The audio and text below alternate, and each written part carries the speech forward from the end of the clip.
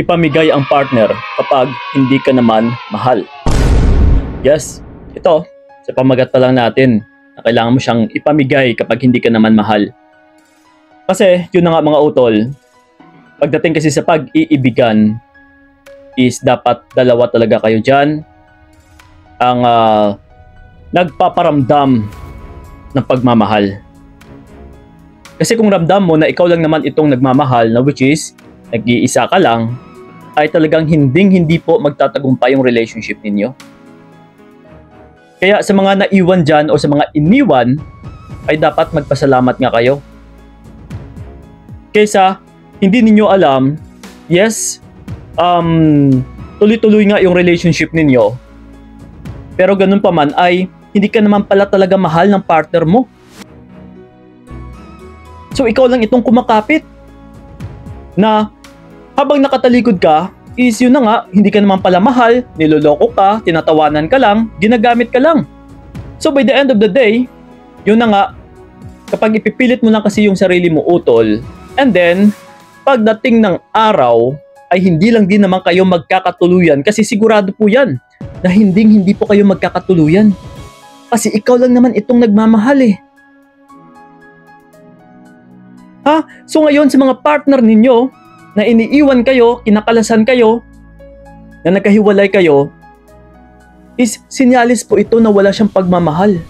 Kasi hindi naman kayo hahantong sa ganitong situation kung may pagmamahal siya sa'yo. Kung minamahal ka niya. So di ba? Bakit humantong sa ganitong situation?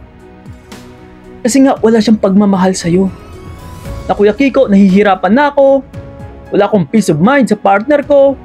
Araw-araw is puro pasakit. Napapraning ako, nababalisa ako. Ano kaya yung dapat kong gagawin? So ito na nga sa pamagat natin. Kailangan mo nang ipamigay yung partner mo. Kung wala mang sasalo, then kailangan mo na siyang kalasan. Bahala na siya kung sino pa yung tatanggap man sa kanya.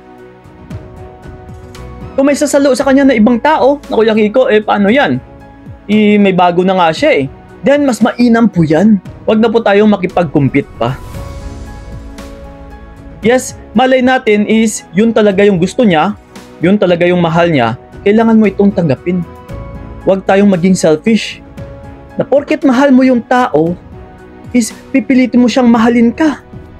Kasi mahihirapan ka lang talaga utol. Kung hindi ka naman mahal ng taong gusto mo, kailangan mo itong tanggapin. Acceptance.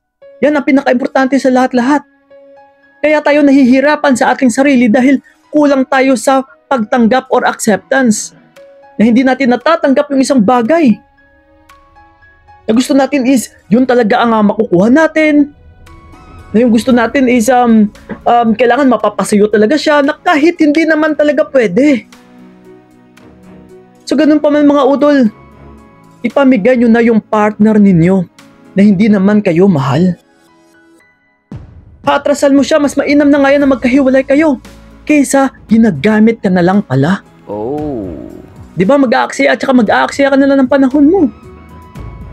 So instead sa ngayon, nakapag-invest ka na, nakapag-effort ka na nga dati, pero at least kahit paano ay nasa maikling panahon pa lang. Pero kung papatagalin mo pa ito, di ba? Mas lalo ka pang manghihinayang kasi ngayon pa nga lang nanghihinayang ka na sa maikling panahon pa lang. So what if pa kaya kapag pinatagal natin? 'Di ba? Yes mga utol, huwag po kayong matakot na makawala sa partner na hindi naman kayo minamahal. Kasi ako po mga utol yan talaga yung paninindigan ko. Na kapag hindi ako mahal ng isang tao, is hindi ko na pinapatagal. Kasi binavalue ko yung sarili ko eh. Binavalue ko pati yung oras ko. Kaysa mag-stay kasi ako sa isang relationship na hindi niya naman talaga ako mahal, is nag-aaksaya lang ako ng panahon ko. And then, sa kinakasalukuyan ng relasyon na yan namin is, mahihirapan lang ako kasi yun na nga, wala siyang pagmamahal eh.